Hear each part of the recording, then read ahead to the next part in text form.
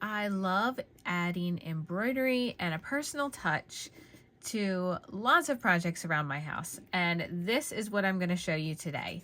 Stitching a store-bought canvas. This is a canvas that you can find and purchase at any home store, and I'm going to walk you through the steps to get to this point in your project. So here we go. This is something that I'm going to be working on little by little as I work on other projects throughout the summer that I have, different projects for classes that I'm teaching, but I like to have something that I'm working on in between things, and this is going to be it. This is a picture that I bought from HomeGoods. You can see it's on a canvas. I paid $12.99 for it, so nice and cheap. This is what you're looking for if you are going to do this project. You're looking for a canvas backed picture. Some of the pictures, if you're looking at HomeGoods or a place like that, they look like they might be canvas, but when you flip it over, you can see that it's on it's almost like a wood, like a manufactured wood, and so that's not going to work. You want the canvas because we're going to be stitching through this. I also want to make a note that this is a project that I'm keeping for me. I'm not selling somebody else's artwork that I've embellished. It can get kind of murky if you're looking to sell things on something like this, and I'm not doing that. I'm doing this completely for my benefit. It's going to hang in my house and I'm not selling it at all. So do your research with something like this. If this is something you want to sell, be very careful with it and maybe just do this for your own enjoyment. Be sure to look up any artist copyright. You could look up the artist, you could try and get in touch with them if you're looking to sell it, or you could just keep it nice and easy and stitch this for yourself. So what you're going to need is one picture. This is, I'm guessing, I didn't measure it, but a 12 by 12. It has a thick frame, but again, just a canvas backing.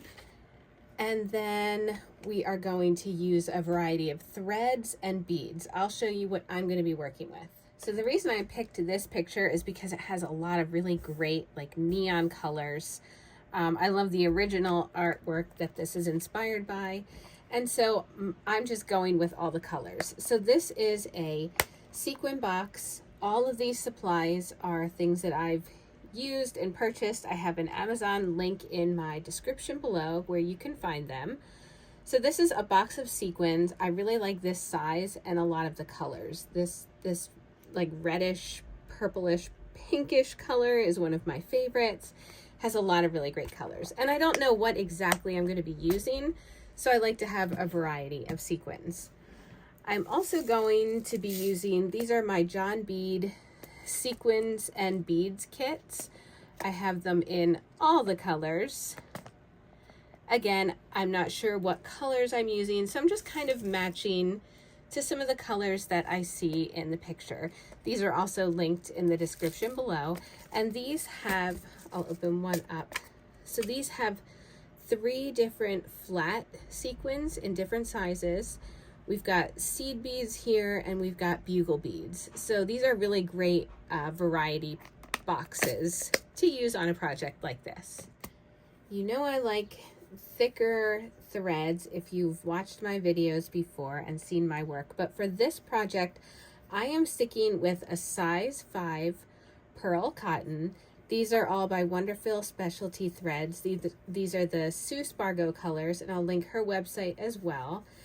So I'm not going to be using super thick threads for this project because we're going to need to get our needle in and out of the canvas, and that's why I'm sticking with just the medium-sized pearl cotton. So you would probably be fine with a size 5 or a size 8 pearl cotton if this is what you're looking to get.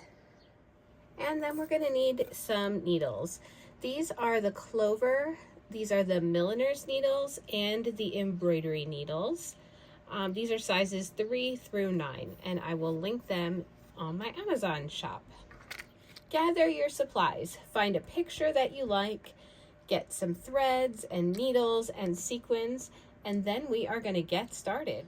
One final piece of advice is to pick a project or an artwork that you like looking at because you are going to be spending a lot of time with this, and so you want to enjoy the time that you spend stitching. So happy shopping!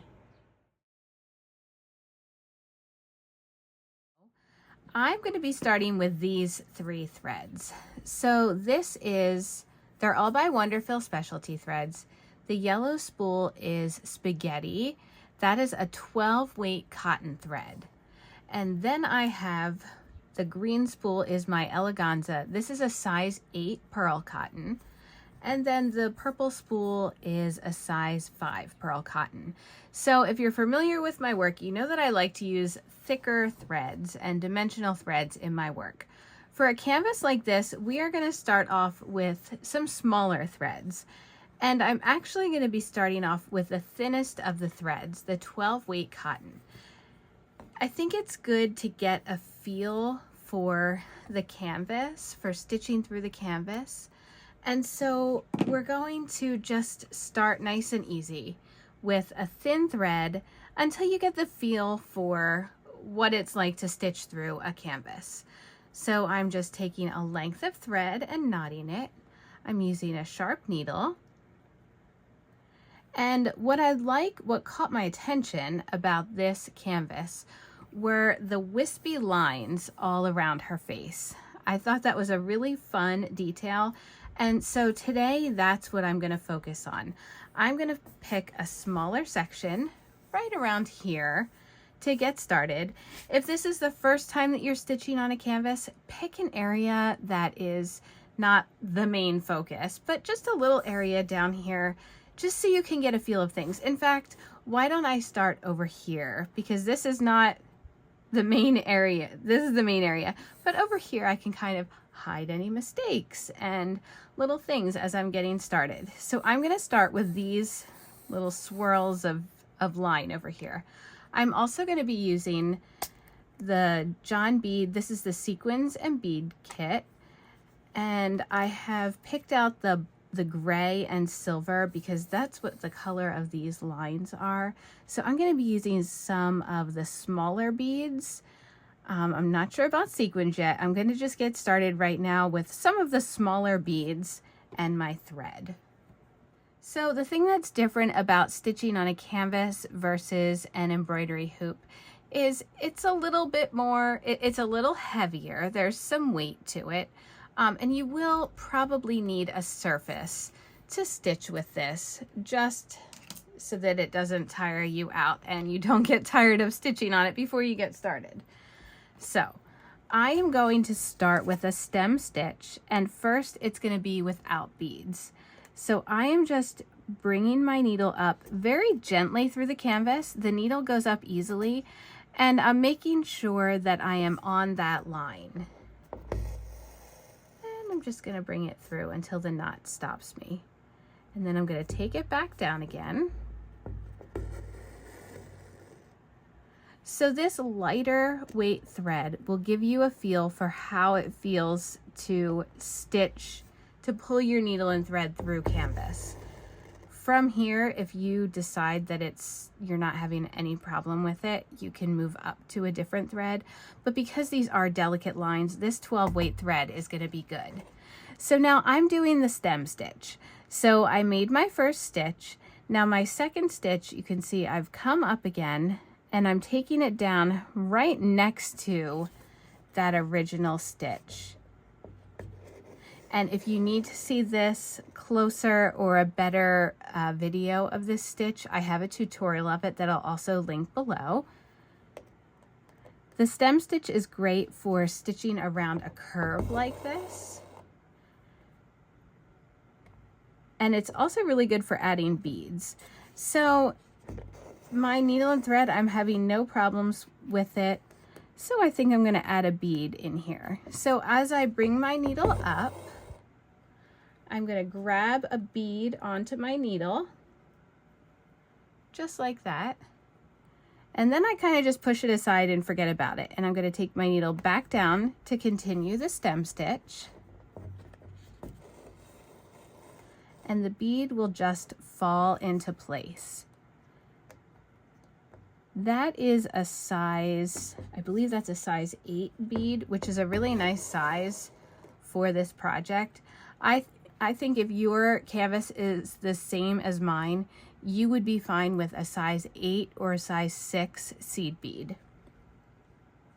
And because I have lots of colors in this sequin and bead box, I'm just going to vary my colors throughout here too. I'm just going to continue stitching along this line, adding beads where I feel like I want beads. The stem stitch is great because you don't have to add a bead to every stitch. You can just add it wherever you want, and it's not going to mess up your stitch. You're just going to keep stitching like this. Now, underneath my canvas, I have come to, it feels like the wood part of the canvas, and I can feel it underneath. It's a thicker piece of wood. The wood comes to about, I'm feeling it from underneath, it comes to right about here where this line is. So to get past that and still be able to stitch, I am angling my needle underneath so I can still get my needle through the canvas. I might have to just make sure I'm getting it in the right spot, but it's just a matter of angling that needle so that you can get past the wood part of the hoop. And as I'm doing that, I'm kind of, with my finger below, I'm kind of raising the canvas off of the wood part of the frame. And that will make more sense as you are working through your project if you are stitching an area like this that's really close to that wood frame. You can see that my needle is even coming up at an angle, as opposed to if I were working over here and would just be able to bring it up straight up through the canvas. So I'm just going to continue stitching some of these lines. I'm probably going to switch to a thicker thread throughout here for some of these, and I might even add some sequins the same exact way that I'm adding these beads.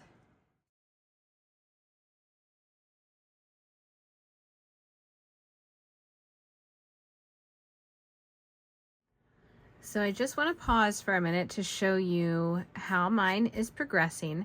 I've come almost to the end of this line, but I ran out of thread. So when you run out of your thread, you're going to turn it to the back. You can see that the majority of my stitches are not visible right now because they're under the wood of the hoop. So this line took a little bit longer to stitch because each stitch I had to like angle the needle through. Most of the hoop is not, or most of the canvas is not going to be like that. So if you are working on a piece like mine, have patience, and it gives you practice and it will get easier. Okay, so I've come to the end of my thread. What I'm going to do is just run my needle through a few of these stitches, back through them. Now, because I've used beads and I don't want this to come undone, I'm just going to tie a little knot. If this were something that you were doing like to wear, if it were on clothing, you would definitely want to knot your work, especially if you're using beads, so that there aren't any mishaps. If I'm just doing an embroidery piece that has thread, I probably wouldn't tie a knot. I would just run my needle and thread through the last few stitches. So that's what it looks like so far. The stem stitch is going to be a really versatile stitch as you work through this. It's great to practice it both with and without beads. The more you practice it, the more consistent your line will be. And you can see already how much this is standing out from the lines that are unstitched. So you also, one other thing to note, you don't have to stitch every little bit of this piece of art. I'm going to stitch this main line. I'm going to go back in here, stitch a few of the other lines, but I'm not going to stitch everything that you see here with the stem stitch. But that's going to be my focus this week. I'm going to be working along here with the stem stitch. If you have an outline to your project, I mean, along the face would be a great spot to put this. So look at your project and see where can it use a nice outline stitch. You can switch up your colors. You can do it with beads, without beads. It's going to take a little bit of time, but relax and enjoy the process. So the last time in part 2, we were working on adding the stem stitch with beads to these. There's like little lines here that you can see. It looks like little like scribbly sketch marks sort of things. So I wanted to like really emphasize some of the lines, not all of them. You can see here in the colored section, there are more lines that I haven't decided what I'm going to do with these yet. I know that I want to get some colors down first, and so I didn't want to put these lines on top of the canvas without having a plan for these colored areas. So I just went through. I also added a lot of backstitch with beads. These are the 3 threads that I used. So this is the spaghetti. This is a 12 weight cotton from Wonderful Specialty Threads. It's fairly thin, and this is what I started off using over here. You can see these lines are just slightly thinner than the lines that are over here. Once I started going with this, I realized that I did want a thicker look with the lines. And so there you go. There's your permission to switch things up as you are working on them. I do it all the time. You may have already switched your plan from what you originally started with. Totally fine. And that is part of the free-spirited nature of this sort of embroidery. So then I also used these 2 colors. They're not, you can see they're both a darker gray, 2 different shades of gray. These are size 5 pearl cotton, and I wasn't sure how the size 5 was going to work with this canvas, but once I saw that I was having no problems at all with the 12 weight thread, I decided to go a little bit thicker and had no problem also stitching through the canvas with this thread. This section all along here, you can only see partial areas of my stitching, and you can see how thick this frame is. This is what took me forever. There is a lot of stitching that is like, this is all frame right here. I'm trying to feel, so this is all frame here. So all of these stitches, I had to angle my needle to get them under the frame and through the canvas, which was just, it was a more delicate sort of process to do that. And so it just took a little bit longer. I love the result, and it was definitely worth the effort. Like you can see over here, there was more frame here and down here. So it did take a lot longer than I originally intended for this piece to take, but I'm glad that I took the time and spent a little extra time to really make sure all of those areas were covered in stitches. I also used, this is the John Bead Sequins and Beads kit, and I will put this in the link below with other supplies that I used. This was great. I used these 3 color beads. I'm probably going to be using these sequins also. You'll get to see that probably in one of the other parts of this. And again, I'm saying that now, but I might switch up the colors, and you know, there's a lot of color going on here.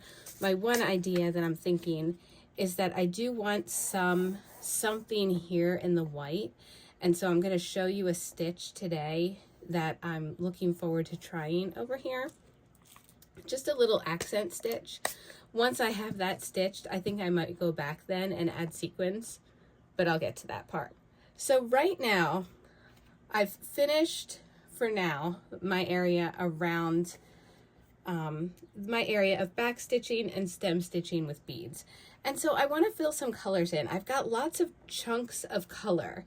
I know that I want to look for, I'm sure if you've seen the original painting, there is an earring here. I'm looking for a larger bead or embellishment for there. So that's probably going to be one of the last parts of this project. But right now, again, like I was saying, I have larger areas of color that I want to fill in. And so I am going to show you, it's a laid stitch that you can work on larger sections like this. So I have tutorials on my YouTube channel with lots of embroidery stitches. This is the lattice stitch or the trellis stitch. I use them interchangeably and they are known kind of as the same stitch. So what this is, it looks woven, but it's not. I first went through and added long stitches. They're just straight stitches going horizontally across this section. And you can see I kind of tapered off a little bit up here. And then the second step is to add long straight stitches that go vertically over this section. And then you're going to go back through and anchor these stitches down. And that's what I'm going to show you now. So right here you can see I've done the first two little stitches.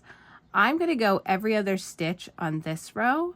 And then on this next row, I'm also going to do the same thing every other stitch. So these little cross stitches where it's a half cross stitch that I'm making over the horizontal and vertical stitches, they are basically to keep those stitches in place. That's why it's called a laid stitch. Nothing is being woven. Now I'm getting into the part where it's a little tricky around the edges. So I just have to be aware of my needle because right here is going to be behind it's going to be touching the frame part. So I'm going to just do that stitch. Now, every trellis stitch can look different. I could do lines like this that go across every single area where the threads cross. I could do that, and then I could also add a little bead inside each of the squares that I made. I'm going to go back through, and now I'm going to do every other one the same exact way. The yarn that I'm using for this, you noticed it looks a little bit thicker. This is a needlepoint yarn. This is a Koigu needlepoint yarn. It's a fingering weight yarn if you're a knitter or crocheter. So it's one of the thinner yarns, and this is stitching just fine through the canvas. Part of this process was to experiment and find out what threads work really well and what threads show up on a canvas. And I can say that it is no problem to stitch with a fingering weight yarn. So if you have little scraps of yarn, or if you are a multi-crafter and you are a knitter or crocheter and have this in your stash, pull it out and give it a try. I think it looks great, and I love seeing the texture of this here. It's also a variegated color, which means that the color changes throughout the yarn. This is a hand-painted yarn, so every skein would be slightly different. I think that's a great yarn to use for this because you can see these sections of color are multicolored and they have a lot going on. So I'm going to do that. I'm going to add this stitch also probably in the blue section, and I'm going to add little bits of it in the darker green section. So the beauty with a project like this, it's already complete. When you bought this canvas, or if you painted your own canvas, it's complete. There's nothing that needs to be done to it. Anything that you add is a bonus, and it's putting your personality on it. And so you don't have to feel like you need to go overboard with this project. I just wanted to say that this is, if you're stitching and you decide like, this is really heavy to hold, or it's just getting annoying to stitch, figure out how you want to end it, and that is good enough. And you can enjoy the work that or the time that you spent stitching what you did. So don't feel frustrated with this project. Stitch as much as you want and know that you are putting your mark on it, and then hang it up and enjoy it. So speaking of enjoying it, one thing that I love, if you follow me on Instagram, you know that I love color, I love sparkle. I have these are, this is the packaging for them. These are from Michaels. They're bead landing. They are flat back Austrian crystals. So I have this, I mean, this one has 74 pieces. This is like a gray color, which I'm probably going to use, I'm thinking somewhere around here because there are like gray blotches.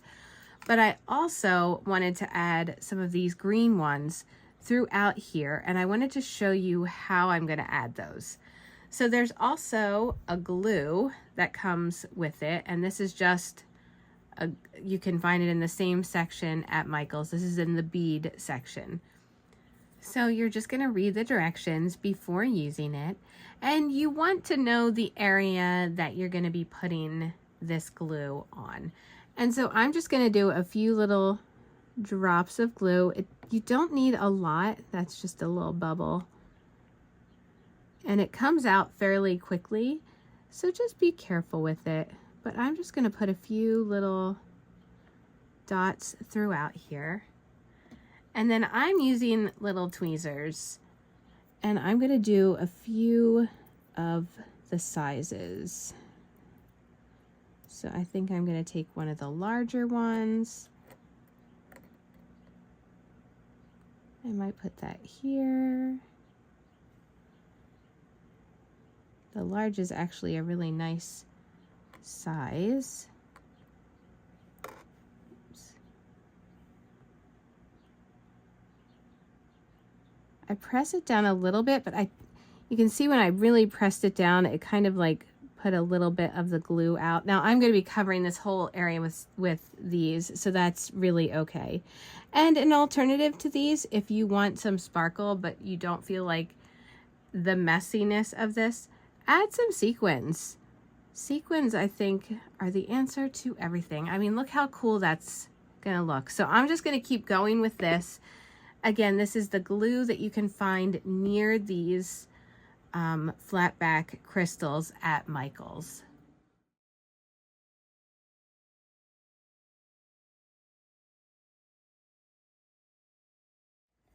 So I'm gonna let these dry. You can see it adds a lot of sparkle.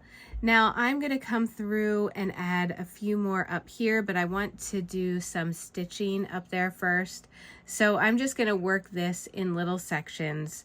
And again, I'm determining what I like and what's working for the piece. And so that's why I'm working in small sections on this canvas.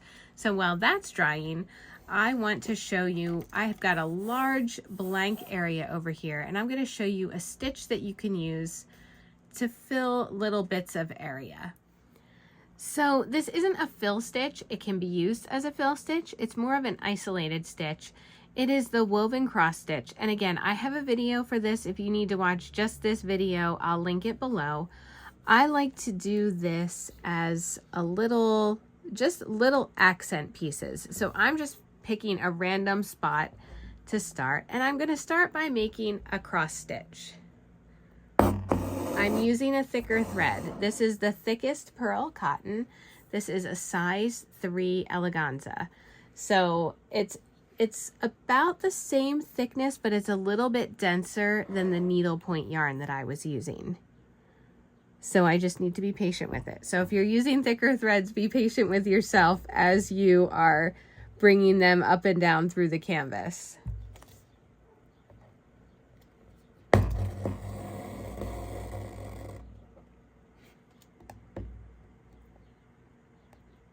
And I am eyeballing my cross stitch. If you've done cross stitch before, like official cross stitch, you know that it's done on a counted Aida cloth normally. This is a free-form cross stitch. I'm just deciding where I want these stitches to be and adding them. You can also do this on fabric if you want to practice this before working on the canvas. Always a good idea. So now my next stitch, I'm going to be going over the cross stitch that I've already done, and I'm going to be extending the bars of the cross stitch just a little bit. So my first one is going to be worked exactly over this X of the cross stitch.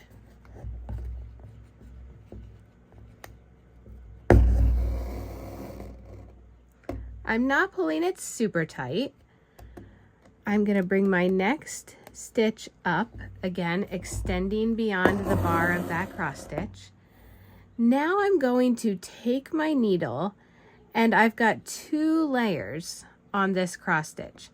I'm taking my needle to separate them, and I'm going below the very first stitch, the first stitch of the cross stitch that you did, and I'm taking my needle through that stitch or through that bar, and then taking my needle and thread down to complete the cross stitch.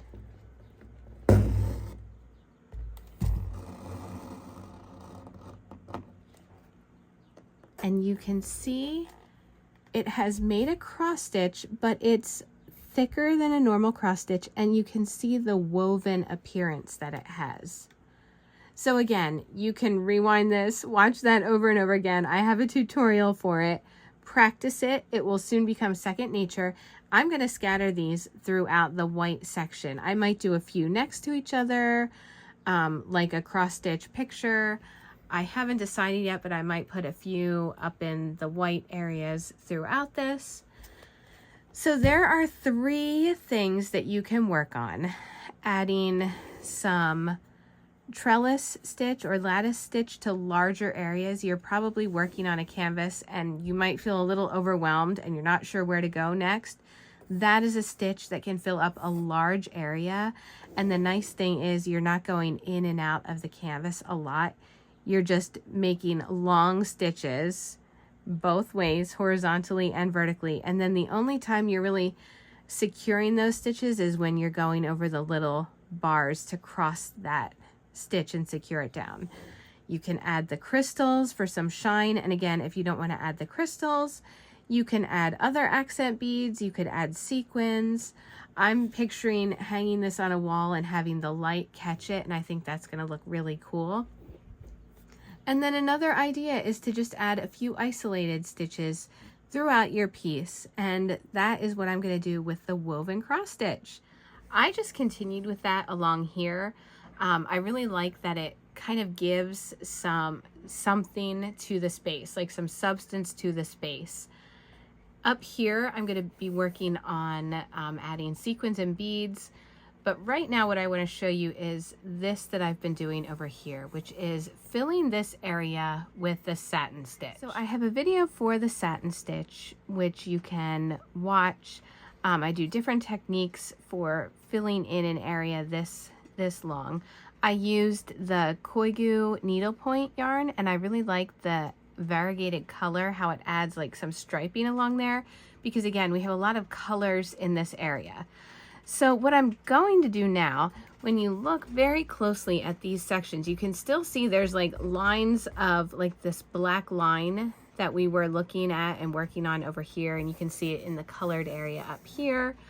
I'm going to be adding the black line to the satin stitched area. So because I had covered up this area with the satin stitching, you can't see originally what was here. Now there's 2 ways to handle that. Because I'm just doing like random lines, I can use the example of these areas and just see like the scribbles and kind of fill them in as I go along. And that's how I'm going to be handling it. Another way that you can do it, if you are filling in a section and you want to be able to stitch back something that was there, but it's underneath all the threads that you just did, you can take a picture of it, stitch it, and then go back to your picture and use that as a reference. And I do that a lot of times if I am covering up an area.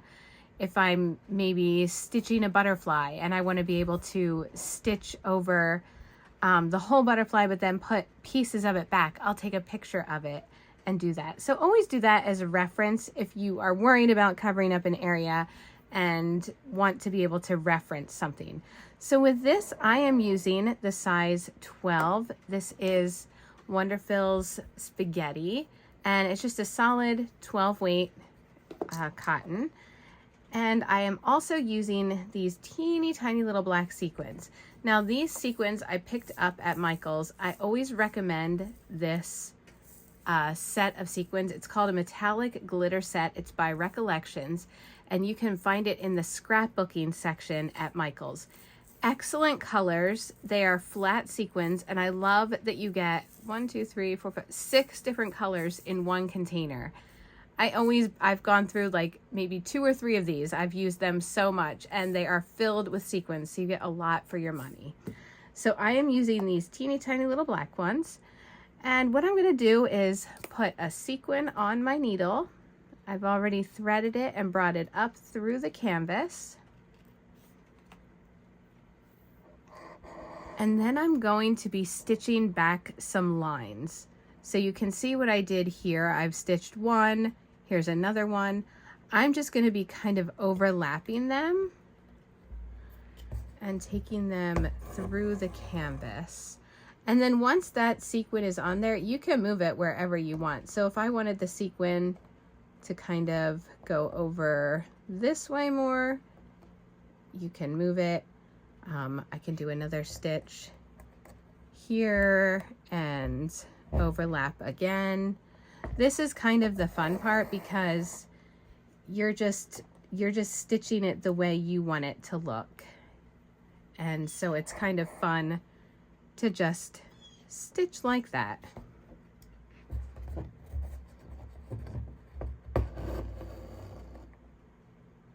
And I'll move that one. So I'm just gonna continue filling up this whole area. So here it is, all stitched up. And I'm actually I really love how that looks. I'm gonna carry that all the way through here, even though I have the little Austrian crystals throughout here. I'm still going to add a few, I'm gonna just layer over this trellis stitch and add a few more sequins and a few more black lines just to make it all look cohesive. And I'm probably gonna do it with the blue section here too. So adding those black stitches throughout here really joins this whole section together. And even though you have satin stitching, trellis stitching, we've got crystals and sequins, it all has become one cohesive section because of carrying one element throughout, and that was the straight stitches with the sequins. So this week is all about layering. Where can you look to layer pieces or sections of embroidery? Another fun idea to do would be to lay down your satin stitching like that, and then you can add trellis stitching on top of that, which might be, I don't know that I'm going to do it for this section, but that would be a really cool idea to do, like a lot of black satin stitching. I could even do the black and add some of this darker purple in to do a satin stitching over that, and then come back with like a gray or probably a variegated, like maybe darker purple sort of thread, and do the trellis stitch over that. And then on top of that, I could add more straight stitches just randomly with some sequins. Or like I did here, adding sequins inside, or not sequins, the crystals inside the little squares of the trellis stitch. So lots of ideas for this week. I am going to keep adding the black stitches to that. I am back again and revisiting this canvas. I told you this was a project that I was working on in between lots of other things, and that's exactly what I was doing, lots of other things. So I'm back to this one. I have had this hanging on a wall for a little while, which is something that I like to do if I'm not sure if I'm done the canvas or not. And so this is one that I finished along here the last time. I added my sequins, and then as I looked at it, I was really, really happy with what I was looking at. I felt like all of the stitching around the sides really brought her into focus. I added some texture over here, but as I hung it on the wall and I've been looking at it for a while, I really didn't see anything that I wanted to change. I was happy with the amount of stitching. I didn't want to go overboard. There's so much more I could do along here, and for your canvas you might be working on filling in every last area, but now I want to give you permission to not fill every last bit with embroidery. Sometimes you just have to know when to stop, and I really, really want to add a funky earring here and then finish this project. So that's what I'm doing today. I have 3 different buttons from a stack of buttons that I was given. Really cool, fun, sparkly buttons. And I have gone through and tested so many of them just by placing them on the canvas, stepping back, taking a look at it. This one is obviously really fun, but the scale of it is just a little too large. I really liked this one a lot, but I also wanted a little bit more height. Like, I thought this one was so perfect, but I wanted something that was just a little bit different color-wise. This one matches a little too well, and so I wanted something a little different than that. I thought bring in a pearl because the original painting is girl with a pearl earring, so that would just feel right, which that one's really pretty. These are the three that I settled on though. So this is an old button that I have had forever and ever. It's just got a little bit there. You could attach it up here.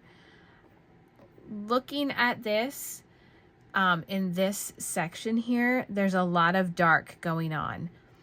And so I want this to stand out, which that's an obviously really cool button, a really cool shape, and it stands out, but I feel like it's a little too much black for this section. So I'm gonna pause on this one. This one, also super cool. It's got like a pearl glaze almost in the middle. Setting it here, I like the look of it, but it just, something feels a little off about it. And so this is my final choice. I feel like the scale of this one works really, really well. So here were my other two choices. We have a smaller one and a slightly larger one. I feel like the scale of this works well. I like that the white of the pearl brings in the white from all over, and I feel like the gold just makes it warm and goes with some of the other warm colors that I have throughout here. So this is the button that I have chosen, and now let's attach it to the canvas. So you can see this is what the back of my button looks like, and if you're using a larger button, this is most likely what you're going to be working with. I also have an awl. This is just going to help me poke a hole, a larger hole in the canvas. This is how I do it. I like to guesstimate everything, so I am just putting this about where I want it. I take my awl and I'm kind of feeling where the middle part is, and as I set it down, I see where that lands, which is right about here, and I'm just going to poke a hole.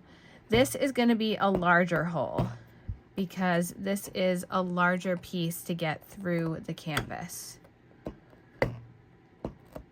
So this is the largest hole that I have done on this canvas. And you can see I'm just working the awl through. And once it's really through there, I can test out the hole that I've made. You can test it out by setting the button on this area and seeing if it goes through. It's very, very close, but I think I need to make it just a tiny bit bigger. So I'm just going to go above and below the little hole that I made. And just be careful with your canvas, because if you're attaching a larger piece, you've most likely finished all of the other stitching on your piece. And so this is a more delicate area. I don't want to ruin any of my stitching. I'm also going to just take my little pair of scissors because I have one tiny little snip there. Okay. Now I'm going to attach my button. And I'm just going to poke it through. And you hear that snap. Now it's actually sitting in place perfectly. It fits exactly right, but we're going to give it a little bit extra. So I'm going to flip this over. For my thread, I'm using the Wonderfill, the 12 weight cotton, and I'm just using a black, and I'm going to cut a length of that. I like to knot my thread.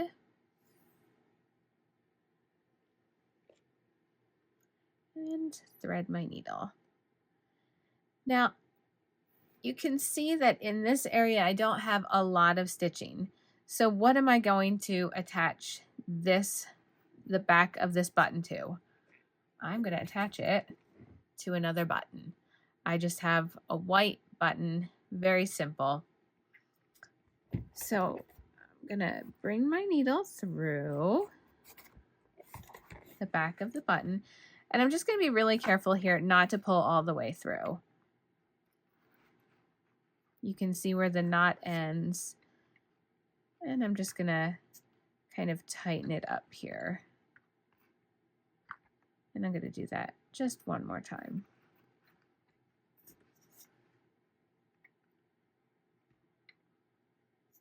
Okay, so now this button, I'm going to just start stitching on, like so. And it's going to help the button on the front not pull through because this is a larger button on the back. So it's giving me something to attach my button to. And it's also just going to give me the security of knowing that, oops, I want to go through the button again. Knowing that my button on the front isn't going to go anywhere. This doesn't have to be pretty. Nobody's going to see it except for you. And so I'm just going through the button, both buttons. So where's the little button again? And you're just going to do that a few times until you feel secure in knowing that your button is sewn on pretty good. And before I knot anything off, I'm just going to give it a feel from the front. It definitely feels secure there. Again, it's going to be hanging on a wall. It's not going to be moving around. It's not a garment or a piece of, a quilt of any sort. So I'm going to take my needle through one more time, and now I'm just going to knot it back there by putting my needle through, and I'm just going to do like 1 or 2 knots. Again, it just gives me a little extra security that this isn't going to fall off. And I sometimes take my projects to workshops, and so I know that in the moving of things, it's nice and secure. So once my knot is done, I am going to tie it off just like that, and I am done. Let's see the full reveal. Here we go. I am really happy with how this canvas turned out. The beauty of a project like this is once I've added that final piece, I'm done. I don't have to do any finishing of the project because this is a canvas and it is all finished because I bought it and stitched it as is. That's what makes this such an excellent project. If you want to gift something to someone, you can determine the size of the canvas. If you want to create a piece of art for your wall, it's something that's already framed. You don't have to worry about an embroidery hoop or finishing fabric. So this really is a fun project. I love her earring. I hope this helps you to look at canvases in a new way. I hope you have fun stitching and hanging your piece of art or gifting your piece of art. Happy stitching!